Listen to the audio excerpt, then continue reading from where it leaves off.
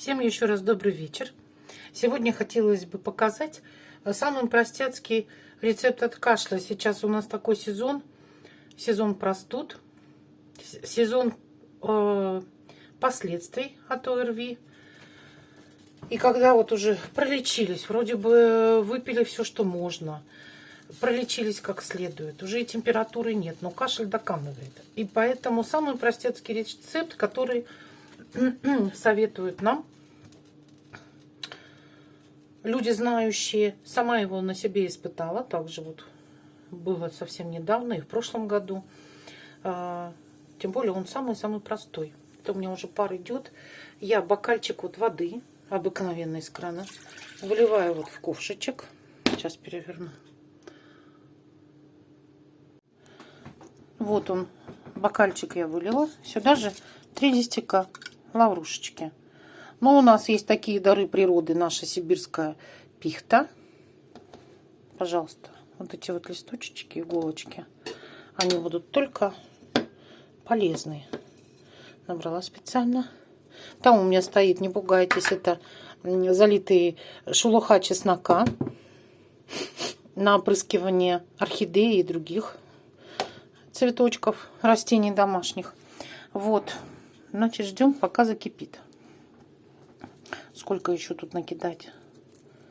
Можно вот так. Пусть. Сейчас прикрою крышечкой, и пусть закипает. Ну вот закипела наша животворящая смесь. Шучу, конечно. Мы вот так вот отставляем. Долго кипеть не нужно. Отставляем, процеживаем.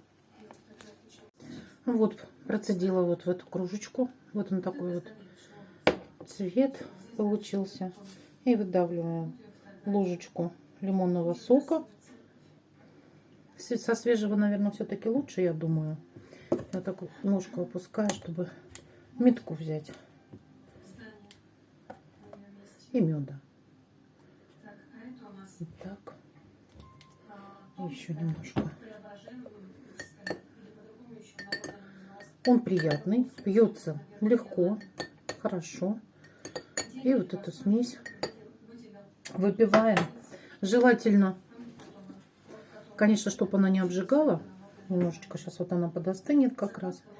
И маленькими уголочками. Ой, пахнет хорошо как. Постепенно выпиваем и ложимся спать уже. Сразу укрыться желательно от кашля.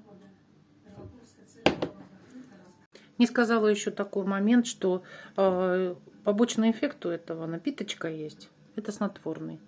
Так что, поэтому он на ночь очень-очень кстати.